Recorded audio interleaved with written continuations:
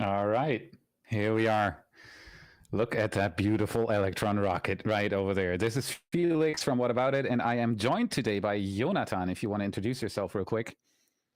Hey everyone, I'm software developer and live stream production team for What About It.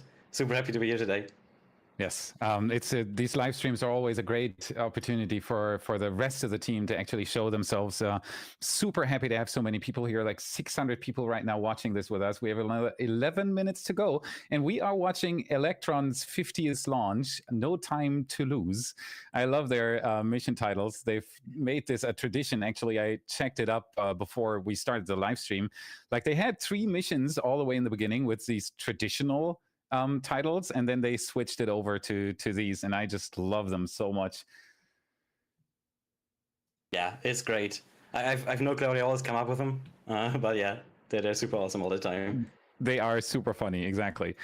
So Electron is already well within its timeline before the launch. Maybe we can bring up the launch timeline here real quick to run everybody through this. So they're well within fueling, and right now we are waiting for the T-2, where the auto sequence of the launch begins. That's basically the point at which the hot phase starts up to ignition, and then we are in for 5 nanosets, I think, today, right? Yeah, as far as I know, it's going to be 5 IoT satellites from a French company, and Kinéis, they have 25 satellites total, so it's going to be 5 Electron launches to bring all of them into space. Yep. I also looked up the statistics, and Rocket Lab is getting busier and busier with their Electron rocket. It is such a nice success story. In their press kit, they had a few pictures. I tweeted a few of those out too, of pictures from launch number 1 to launch number 50, and they have grown so much from like 150 people to well over 2,000 at this point. I think employees. I think so, yeah. They are building an insane amount of Electron rockets right now. I mean, it's not as much as SpaceX does, because they have this awesome reusable rocket. But for such a small company, they are doing a wonderful job. They might even get to 20 launches this year, which would be monumental for Team Rocket Lab. Yeah, it's crazy. Yes. And it's a beautiful rocket, and everybody's here to watch this with us, and I'm super happy to be able to stream this. I haven't done a Rocket Lab launch stream in, I don't know, 2 years now. Been pretty busy with regular episode content. If you're watching that as well, let's have Peter back talk for a second here. I remember, raising capital in Silicon Valley, and the first question that I would always get is, why do you think you can beat Virgin Orbit and Richard Branson? We need to ramp up his volume a little bit. Yeah, we'll do it in a second. Mm-hmm. For me, it was always really obvious that the product that we were building was the right fit. The team were working their butts off. We had the right engineering and the right product for the market at the right time. You can produce as many rockets as you want, but if you don't have the customers, then it doesn't work either. A huge sense of gratitude from us for all of our customers, but especially the early ones, who were really the pioneers in small launch along with us. So being first to 50 really matters, and it matters because, look, we're all competitive in this industry. It's an important kind of driver for the people and for the company. Yeah, everybody, I'm for sure it's still on air. Technical problems, let's go. Let me just troubleshoot that real quick. Everybody says it's incredibly difficult. We've always said it's incredibly difficult, but it is incredibly difficult to scale a launch vehicle. I could not imagine building Neutron without having the experience of Electron. Now, a smaller rocket is actually harder to build and launch than a bigger rocket, and I can put my hand on my heart and say that now. The lessons that are learned on a small rocket can be learned at a much lower cost, both time and financially. So the magic with Electron and the team around Electron is that we understand that our customer is coming to us because they have very specific requirements for their spacecraft or for their orbit.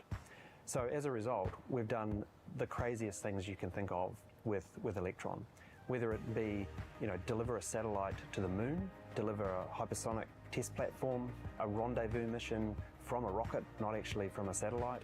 Sometimes we'll go to orbit, we'll raise an orbit, we'll change an orbital plane, we'll drop an orbit, and that's fundamentally because the team and the product, we all understand that they come to us to do missions that nobody else can do. Flight 1 very, very much felt like climbing a mountain, one foot after the other. The odd rock slide comes at you, you dodge until you actually get to the top. We were shaking down a new rocket, a new launch pad, a new team, and doing everything for the first time. And what is today, very, very standard, we were learning all of this for the first time. One of the most satisfying things for me is actually seeing early employees, a lot of which came straight out of university. Those guys sat on consoles and made calls that are company, winning or company-ending calls. Watching those people grow into senior leaders and managers and mentors for the rest of the company and the team is immensely satisfying. What would you say to the team on reaching 50? Party hard, team. We made it to 50 and we made it there the fastest. Yeah, I can only agree with Peter back there. I had an interview with him like 2.5 years ago on the channel. It's the Rocket Lab success story is just something absolutely incredible. What they've built in these past years is outstanding. There have been so many small rocket launch companies who just vanished after a few launches, and Rocket Lab pulled through. They have the Neutron in the pipeline. They just showed pictures of the Wallops pad here in the United States. It's a bucket list item for me to go there and watch a launch from there, a Rocket Lab launch. I've never seen something like that before. There are 2 NASA spaceflight photographers who are going to take pictures of this. They got invited. Rocket Lab had an application going for photographers, and 2 guys from NASA spaceflight were taken. I hope they're going to take incredible pictures, of course. It's like New Zealand is such a remote place to have such a bustling rocket company going. It's still this phenomenon for me. It's a beautiful rocket, carbon fiber composite Rutherford engine, electrically fed turbo pumps. It's just this very unique vehicle. To just give you a statistic, since launch number 1, Rocket Lab has launched 398 Rutherford engines to space. They are thinking about, or actually working on, recovering boosters, at least first stages. I think this launch is not going to have a recovery. I'm very sure they're not gonna attempt to recover today. It's also I'm looking forward when they do that next time again, for sure. Yes, it's just a problem with a rocket that wasn't meant to be reused all the way from the beginning in the design phase, and then later as an add-on you want to make it reusable. It's hard to do, but Neutron is supposed to be almost fully reusable, so everybody's embracing that way thanks to SpaceX, and it's just nice to see we're at 5 minutes right now. While we're waiting, we can actually just take a look at the overview of the rocket. Yeah, go ahead. Maybe you can talk a little bit about that. Yeah, so the Electron is kind of similar to Falcon 9 from like basics, but if you look deeper, of course it isn't. So we have 1 vacuum Rutherford engine on the upper stage, so that's up here, and then we have 9 of them on the first stage. That are non-vacuum versions, of course. And the special thing about these engines is that the turbo pump that runs that engine is electric. So they actually have batteries on board that run the engines. And on the second stage, I'm fairly sure we'll also see them jettison those batteries sometime like 6 months after liftoff. Yes, yeah, exactly. 6 minutes and 19 seconds there in the timeline. They do a hot swap, meaning they jettison an empty battery and simultaneously kicking in the other battery without losing power, keeping the engines fed. It's a very delicate process, but Rocket Lab's nailed it. Yeah, that system is super cool in my opinion. So I'm really looking forward to seeing that again. Yes. Let's bring the rocket up. There it is, 3 minutes and 39. Do we have a poll going before the launch still? I saw the go, no go poll like 15 minutes before. I was already watching.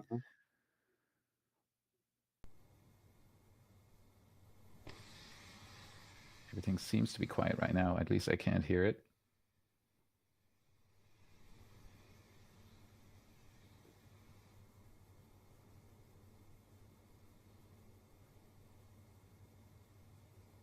So if you look at pictures from how they started, how it started and how it's going, it's just incredible. All stations LD on mission. From now, there should be no red flags in your critical LCCs. Vcon LD mission. LD Vcon. Lock auto sequence and confirm. Nice. Auto Here we sequence go. is locked. Confirm all expected flight computer as goes are green. That's confirmed.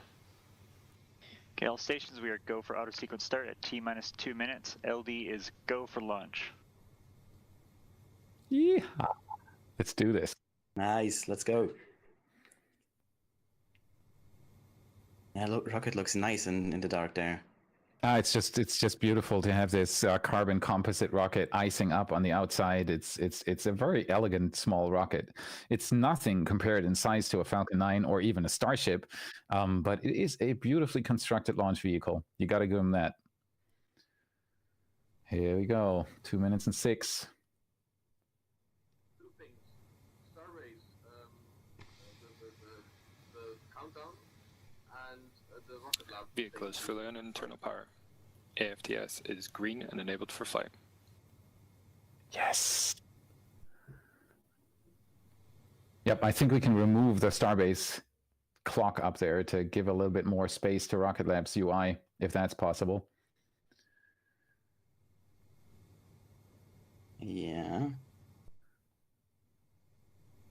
1 minute and 30. Here we go. Come on. System is in recirculation.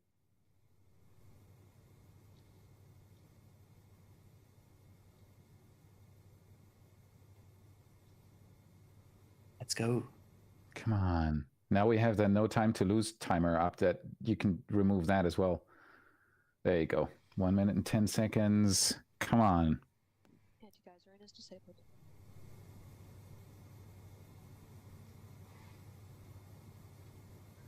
Other than that, it is going to be a very standard launch today. The payload is 5 small Internet of Things satellites, and the flight is going to be very, very normal. At least we hope it's gonna be normal. It'll have a coast phase of around an hour, as I remember. Yeah.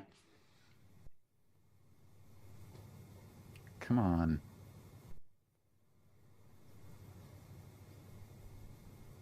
"30 seconds to go."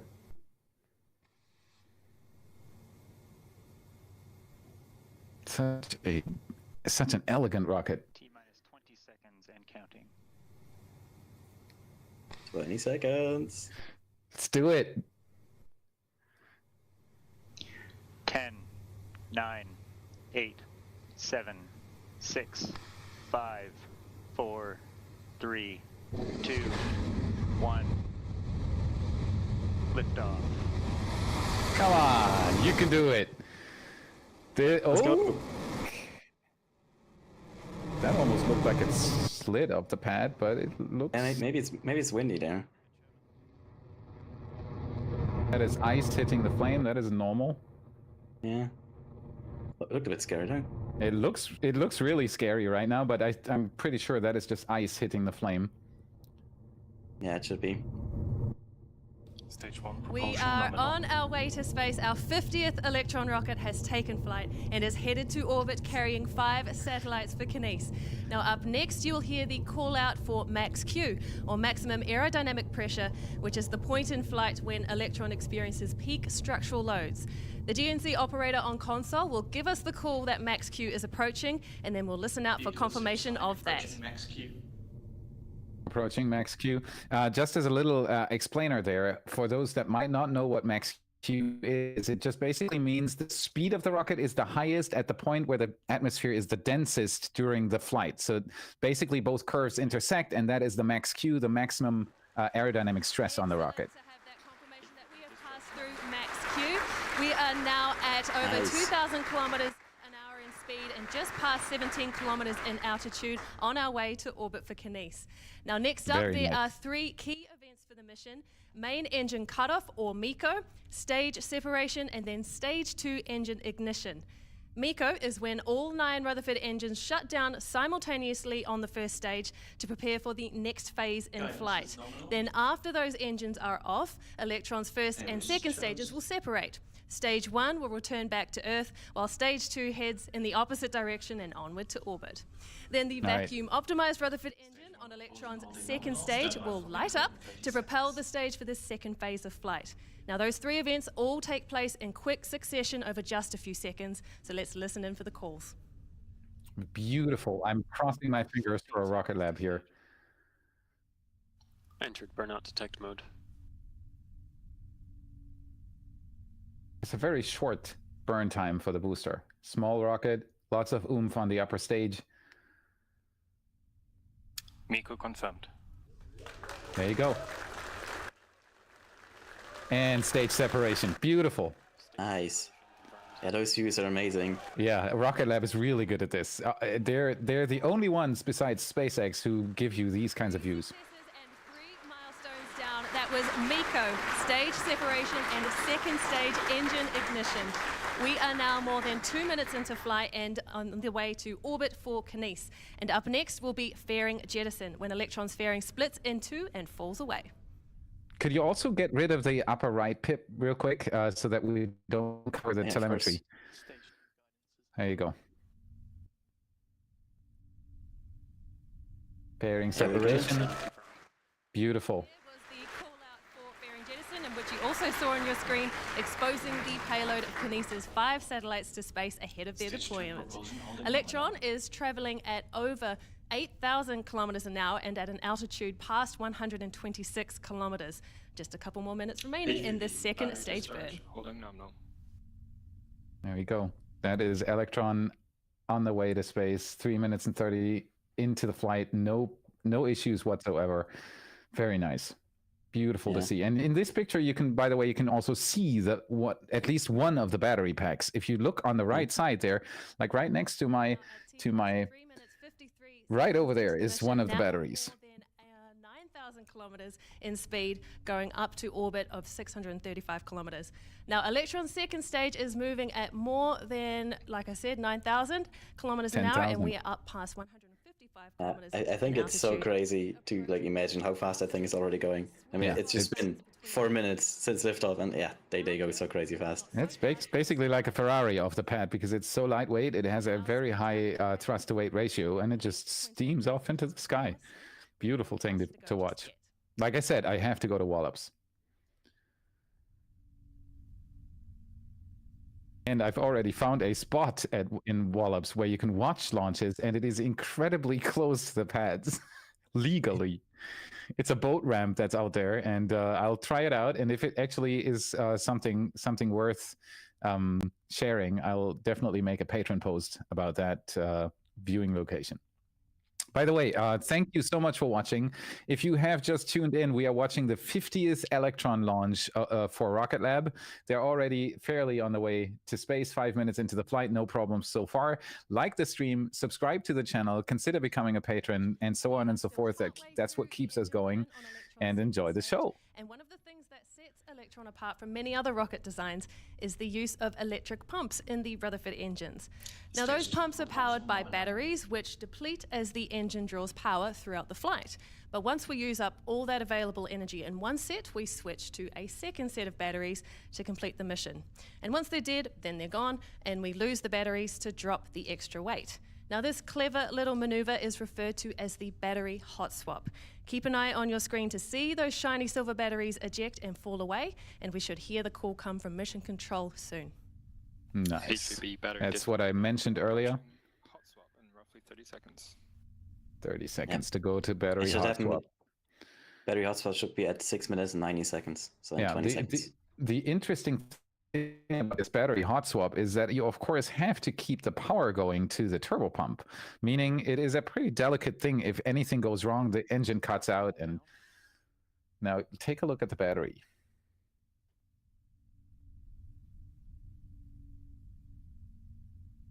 Battery jettison. There it goes. There we go. Wow. And we have a battery hot swap.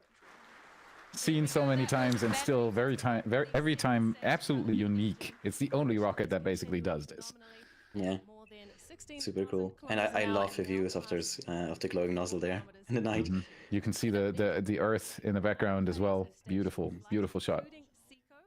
Second engine cutoff, which is then followed by kick stage separation.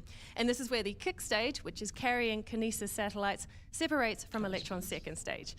No, the final engine cutoff on stage 2 is coming up now, just shy of 9 minutes into the mission. Yes, and then we'll have a long coast phase for the Curie kick stage, which is going to last an hour, I think. So it's going to do a first circulation burn to get the kick stage into a circular orbit, and then it'll do another burn to approach the orbits that are specifically made for these satellites. And that's the biggest advantage for smaller companies that want to launch small satellites in comparison to larger ones, like the Astra satellite that is supposed to launch. Has it launched Supposed already? to launch this evening. No, they Exactly. dropped yesterday. It's supposed to launch this evening. Those satellites are way bigger than what Electron is sending up here right now. And the benefit for the customer is you get a small rocket. You pay a little price and you can customize everything. You can customize your orbit, the dates, the launch window, and everything. And that's the biggest advantage for the Electron rocket. So today instead marks number 499. Just under a minute. Look at that. Yeah, it looks so beautiful. 200 kilometers in height.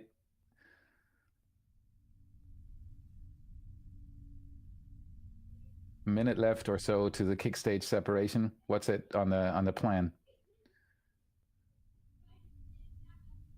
It is now T plus 8 minutes 22 seconds into the mission, and we are fast approaching second engine cutoff. Now, just before that happens, the Rutherford engine will begin to throttle down in preparation for a complete stop. That milestone is scheduled to take place around 8 minutes 58 seconds into the mission, so let's wait for that confirmation now. Here we go. Delicate ballet that the Electron is going through every time. Everything needs to be timed just right, otherwise you're off. And your orbit is not going to be perfect. Okay, 3 seconds. SECO confirmed. There you go. Nice. It looks good. Beautiful job. Stage 3 separation confirmed.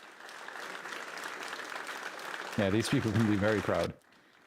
Nominal Great transport. news there from 100%. Mission Control. The second stage engine has now shut down and the kick stage has separated. And that means Kinéis satellites are on the kick stage for a coast phase around Earth. Now, once it has looped back around, the 3D printed Curie engine on the kick stage will ignite twice to complete some final positioning maneuvers before the 5 satellites are deployed to their 653-kilometer circular orbit. All that remains now is to wait for those final Curie circularization burns scheduled at around T plus 52 minutes. Over to Jamie and Very Prop G nice. to tell us what we can expect from that phase of the mission. Thanks, Muriel. And yes, that's right. We're on the home stretch of our 50th launch. Right now, the kick stage is coasting around Earth in an elliptical orbit, gradually making its way to the apogee, or the point in orbit where the kick stage is furthest from Earth. Once it reaches that point, the Curie engine will ignite for 2 separate burns to raise the kick stage's orbit and circularize it to 650 kilometers above the Earth's surface. Around 1 minute after that final burn, the Kinéis satellites will be deployed in sequence. First will be a single satellite deployed off the top of the kick stage, followed by the remaining 4 satellites deployed in pairs from opposite sides. So while we wait for that, enjoy the relaxing tunes from our good friend Tim Dodd, aka the Everyday Astronaut. We'll see you back here soon. That is another thing I really, really love about Rocket Lab. That they are playing Tim Dodd's music in the coast phase is just such an honor for all of us space creators. So yeah, there we go. That's it. We have an hour of a coast phase left. We are not going to stream that, but we're going to switch this over to the 24/7 live cameras where you can continue watching this launch. It's just an hour where there's basically nothing happening, so it doesn't make much sense for us to stream it. But as you heard from the commentator, this is basically Kerbal Space Program at its best. It's going to do 2 more burns, one more to change its orbit, and the second one to circularize that orbit, and that's basically it. And then they are going to separate the 5 nanosats. They're nanosats, right? I think so, yeah. Microsats, nanosats. There are so many small satellites. Small satellites, exactly. 5 small Internet of Things satellites for the French company from Toulouse. Beautiful job from Rocket Lab. It's always a pleasure to watch these Electron rockets launch, and I really, really hope that one day, maybe even with you, Jonathan, if you want to join me, I would love to see one of those in person, and I'm, of course, very much looking forward to Neutron. All right, with that, we are going to call it for today. Thank you so much for joining us here. Like I said, don't forget to like the thing, consider subscribing to the channel, become a patron, support us in what we do. That is what keeps us going, and I had a lot of fun streaming this today. I hope you had too. And with that, I think... Got it. Yeah. All from me, thank you so much for watching. It was a pleasure streaming. And we also are going to stream the Astro 1P mission from SpaceX this evening. Yes. Or this afternoon, depending Who's on taking what time that over? zone Is you are. who's going to host that? DJ is going to do that.